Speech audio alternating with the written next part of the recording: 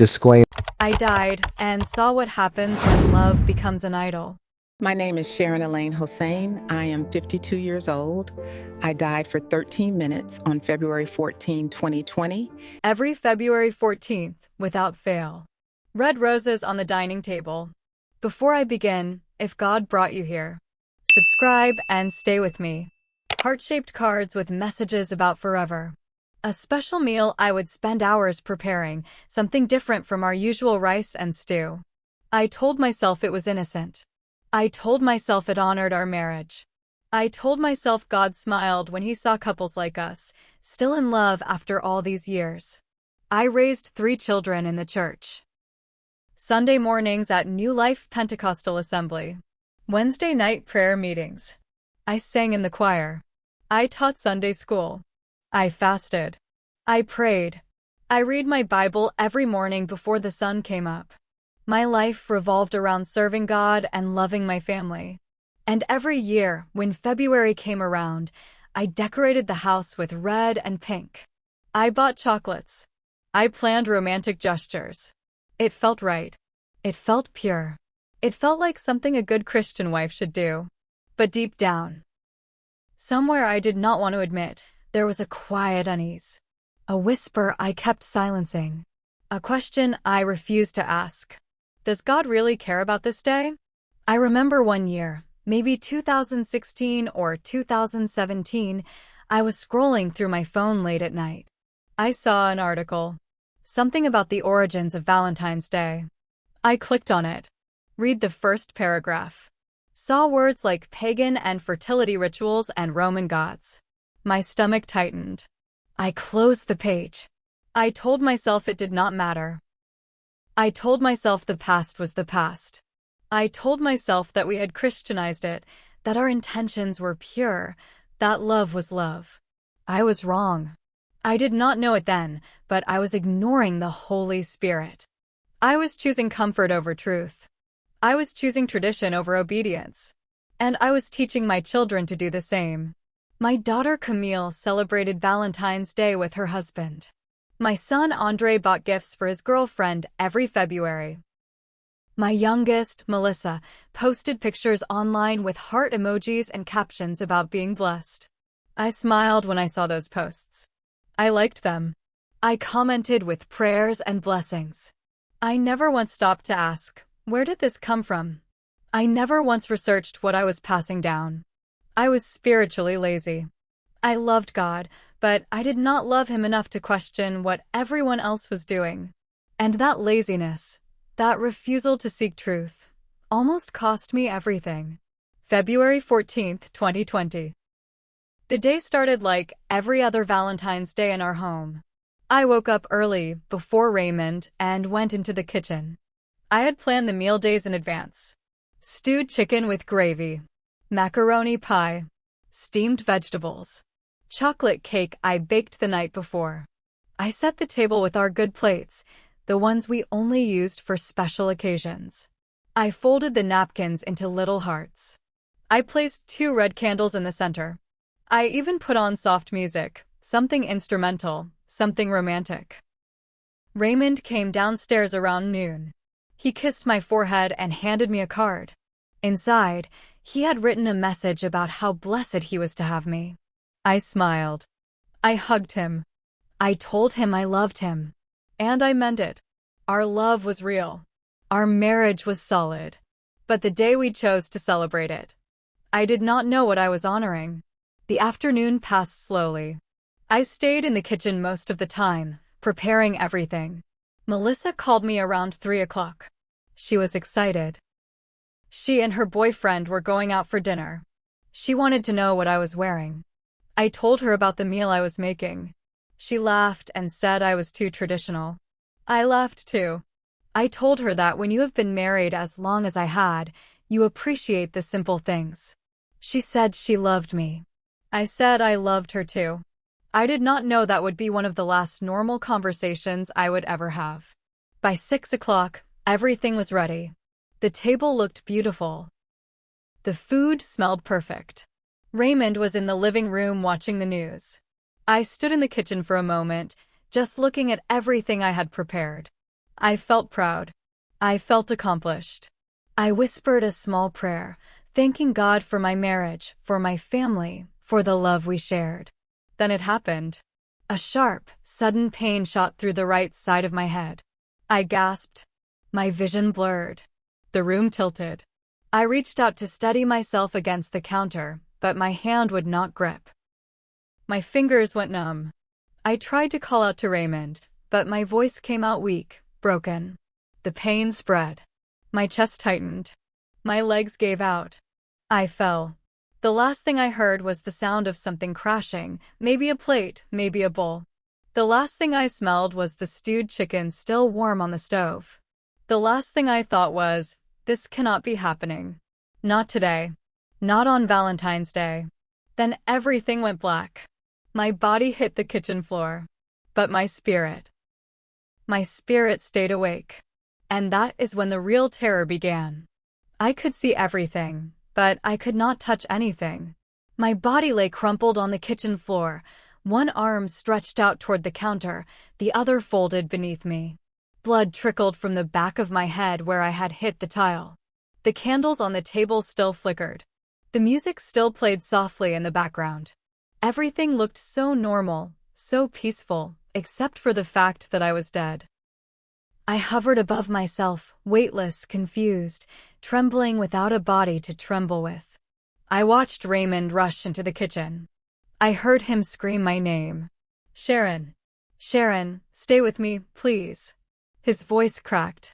He dropped to his knees beside my body, shaking my shoulders, pressing his fingers against my neck, searching for a pulse he would not find. He pulled out his phone. His hands were shaking so badly, he dropped it twice before he managed to dial. I wanted to reach out. I wanted to tell him I was right there, but I could not. I was trapped between two worlds, no longer alive, but not yet gone. The paramedics arrived within minutes. I watched them burst through the front door, equipment in hand, voices sharp and professional. They pushed Raymond aside gently. One of them checked my pupils. Another placed something on my chest. I heard words I did not fully understand. No pulse. Unresponsive. Possible stroke. They loaded my body onto a stretcher. Raymond followed them out, his face wet with tears, his lips moving in silent prayer. I wanted to follow him. I wanted to stay close. But I could not move the way I wanted to. Something else was pulling me. Something I did not invite. Something I did not choose. The pull started small. A tug at the center of my spirit. Then it grew stronger. Heavier. I tried to resist. I tried to stay near my body, near Raymond, near the life I knew. But the pull did not care what I wanted. It dragged me downward, slowly at first, then faster. The walls of my house faded. The sounds of the ambulance disappeared. The light around me dimmed. And then, darkness. Thick, heavy, suffocating darkness. I was falling. Not through air, but through something denser. Something alive. The temperature changed. It was no longer the cool night air of Arima. It was warm. Then hot. Then burning. I tried to scream, but no sound came out. I tried to stop myself, but there was nothing to grab onto. I just kept sinking, deeper, deeper, until I hit something solid. The impact did not hurt. It should have. But pain worked differently here. It was not in my body. It was in my soul. I stood up slowly, trembling, and looked around. The ground beneath me was dark stone, cracked and glowing faintly with a dull red light from below. Smoke rose in thin trails from the cracks, curling upward and disappearing into the blackness above. The air was thick, hard to breathe, though I was not sure I was breathing at all. It smelled like something burning, something sweet at first, like flowers, but underneath it was rot. Decay. Death. I took a step forward. My legs felt weak. My chest felt heavy. I could hear something in the distance. Voices. Faint at first. Then louder. Crying. Moaning. Not screaming. No, this was worse than screaming. This was the sound of people who had given up. People who knew no one was coming. I turned slowly, trying to see where the sound was coming from, and that is when I saw them. Shadows. Dozens of them. Maybe hundreds. They moved in pairs, slowly, aimlessly, like they were dancing but had forgotten the steps. They did not speak. They did not touch. They just circled each other endlessly, trapped in some kind of loop they could not break. I stepped closer, squinting through the smoke, trying to see their faces. But they had no faces. Just shapes. Just outlines. Just the hollow remains of what used to be human. Then I heard it. Music. Faint, distorted, like a song playing through a broken speaker. I recognized the melody. It was a love song. One I had heard on the radio 1,000 times. One I had hummed in my kitchen while cooking. One I had slow danced to with Raymond on anniversaries and Valentine's days. But here, in this place, it sounded wrong. Twisted. The notes were off-key. The rhythm dragged. It felt mocking. It felt cruel. I covered my ears, but it did not stop. The sound was not coming from outside. It was coming from inside me. From my memory. From the years I had spent celebrating something I never questioned. I wanted to run, but I did not know where to go. Every direction looked the same. Smoke. Shadows. Stone. Heat. I fell to my knees and whispered the only thing I could think of. Jesus, please. I did not know. I did not know. But the darkness did not answer. The shadows kept moving. The music kept playing. And somewhere deep inside me, a thought I did not want to face began to surface. What if ignorance is not an excuse? What if sincerity is not enough? What if I should have asked? Then I felt it. A presence. Not like the shadows. Not like the smoke. This was solid. Real. Alive. I looked up slowly, my heart pounding in a chest I no longer had. And standing before me, in the middle of that burning, broken place, was a figure wrapped in light so bright I could barely look at it. The figure did not speak at first. It just stood there, watching me. Waiting. And I knew, without being told, that whatever happened next would change me forever. The figure stepped closer. The light did not fade. If anything, it grew stronger, cutting through the smoke like a blade. I could not see a face. I could not see features. But I felt the weight of the presence. Authority. Holiness. Truth. My knees buckled. I tried to bow, but my body would not cooperate. I just knelt there, trembling, unable to look up, unable to look away. Then the voice came. It did not speak to my ears. It spoke directly to my soul. Deep. Steady. Unshakable. Sharon. Do you know where you are? I tried to answer, but my throat closed. I nodded weakly. The voice continued. Do you know why you are here? Tears I did not think I could cry began to fall. I shook my head. I wanted to say no. I wanted to say I did not understand. I wanted to say I had lived for God, that I had prayed, that I had served, that I had tried. But the words would not come. The presence stepped even closer, and suddenly the air around me shifted. The shadows stopped moving. The music stopped playing. Everything went silent. And then, I saw. A vision opened before me like a curtain being pulled back. I saw ancient Rome. Centuries ago. February. I saw priests dressed in animal skins, leading crowds through the streets. I saw young men running naked, holding strips of goat hide, striking women who lined up willingly, believing it would make them fertile. I saw altars. I saw sacrifices.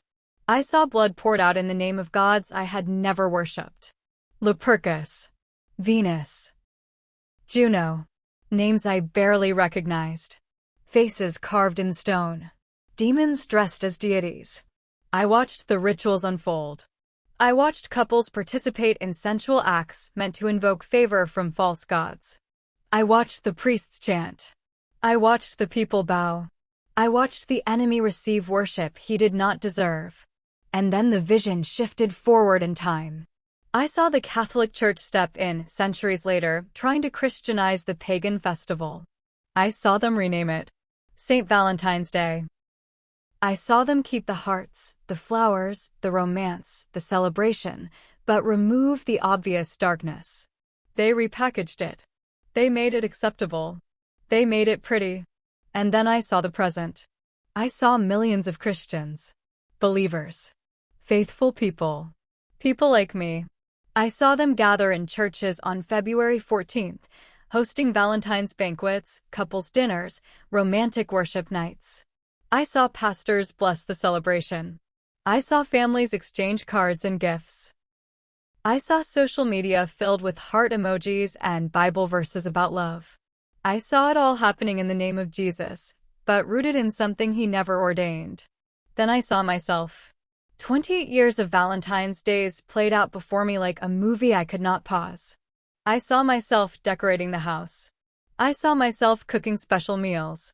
I saw myself teaching my children that this was normal, that this was good, that this was blessed. I saw the moment I read that article years ago. The one about pagan origins, and I saw myself close it. I saw myself choose ignorance. I saw myself choose comfort. I saw myself choose tradition over truth. The voice spoke again, and this time it was sharper. They do not know what they celebrate, but they will be held accountable for what they refuse to learn. I broke. I covered my face with my hands and sobbed. I did not mean to. I did not know. I thought it was just about love. I thought it was innocent. The voice did not soften. I never ordained this day, Sharon. It was created to honor demons, not me. Repackaging evil does not make it holy. I looked up, my face soaked with tears. But I loved you. I served you. I went to church. I prayed. I fasted. How could this one thing? The voice interrupted. You loved me with your lips, but you did not love me enough to question what everyone else was doing. You saw the truth and turned away from it. You valued acceptance over obedience. And worse, you taught your children to do the same. Those words shattered me. I thought of Camille. I thought of Andre. I thought of Melissa. I thought of the photos they posted every February 14th, smiling, celebrating, never knowing they were participating in something God despised. And I had led them there. I had handed them the tradition. I had told them it was fine. I fell forward, my face pressed against the burning stone. I am sorry. I am so sorry. I did not know. Please. I did not know. The voice was quiet for a moment. Then it spoke again, and this time it carried something I had not heard before. Mercy. Warn them, Sharon. Many do not know, but now you do. My people perish for lack of knowledge. Go back. Tell them what you have seen. Tell them to examine what they celebrate. Tell them that sincerity does not erase deception. I looked up again, my vision blurred by tears. You are sending me back? The light grew brighter. Your assignment is not finished. I felt something shift. The ground beneath me began to crack. The shadows around me began to fade. The smoke thinned. The heat lifted.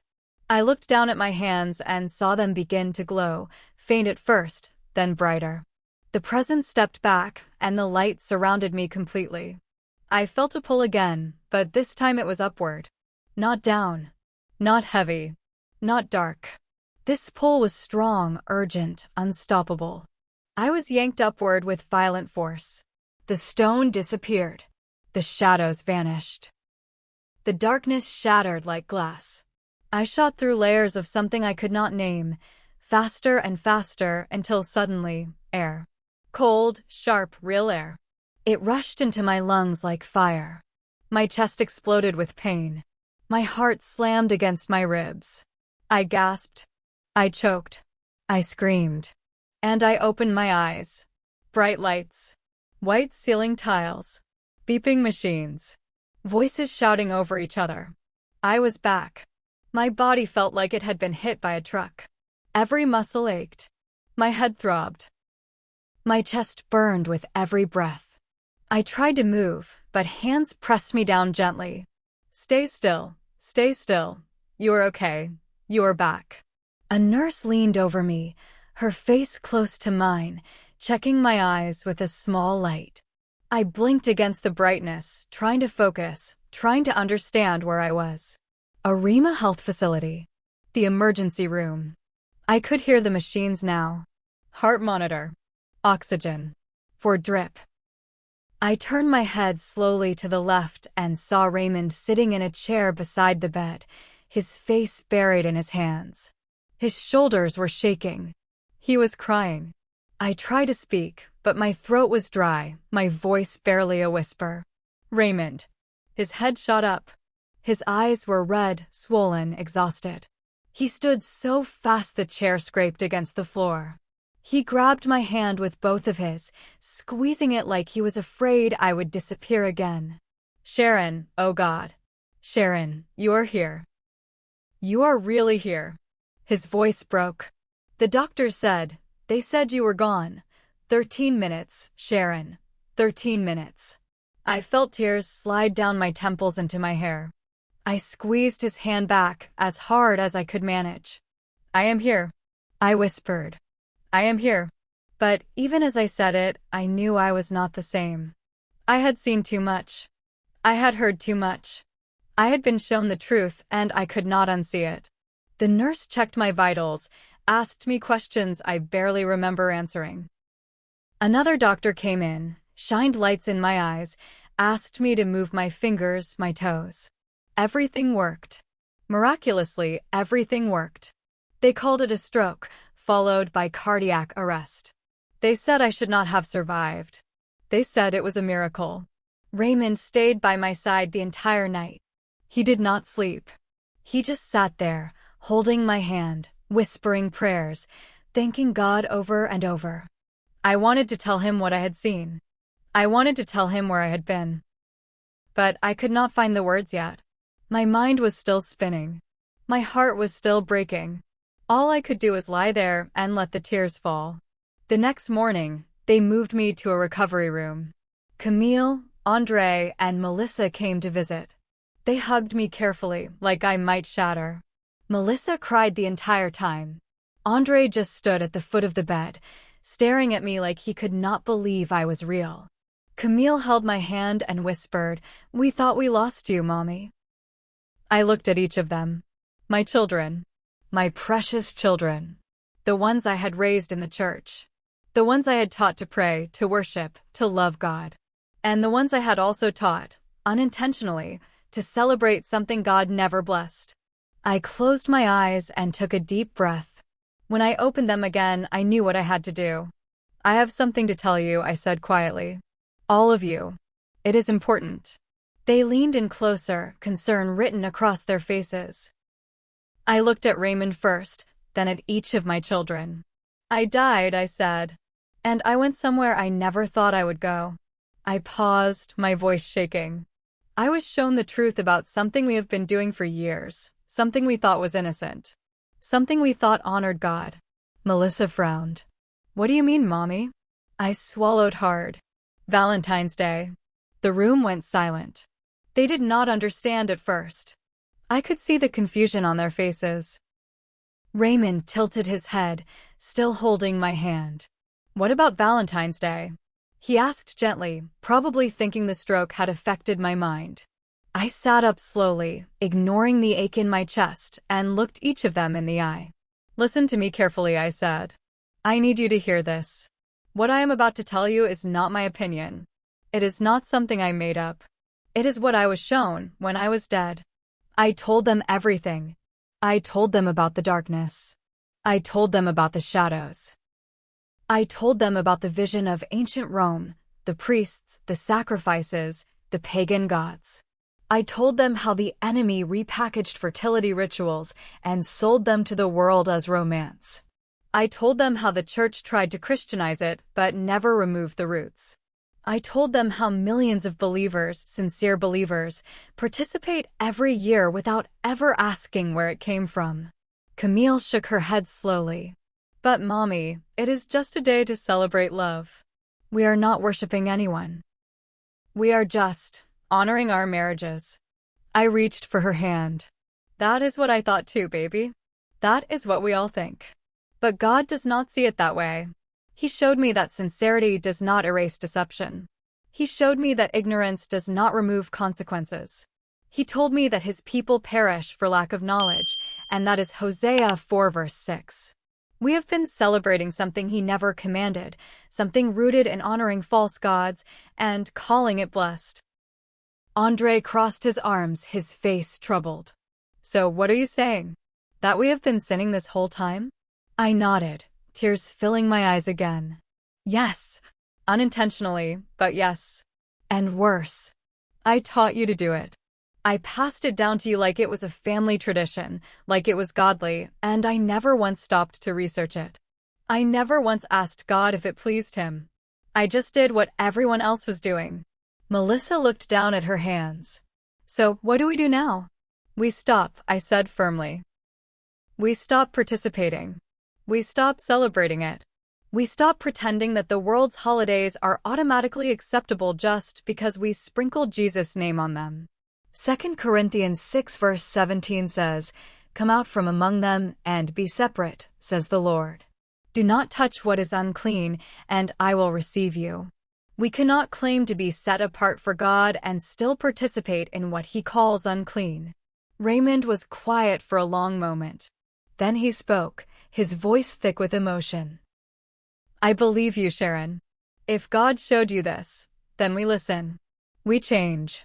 Tears spilled down my cheeks. I looked at my children again. I know this is hard. I know it feels extreme. But I am asking you to examine everything you celebrate. Not just Valentine's Day. Everything. Ask God about it. Research it. Do not just follow tradition because it is comfortable. 1 Thessalonians 5 verse 21 says, "Test all things, hold fast what is good." We have to test what we do, even the things that seem innocent. Camille nodded slowly, tears in her eyes. Okay, Mommy. Okay.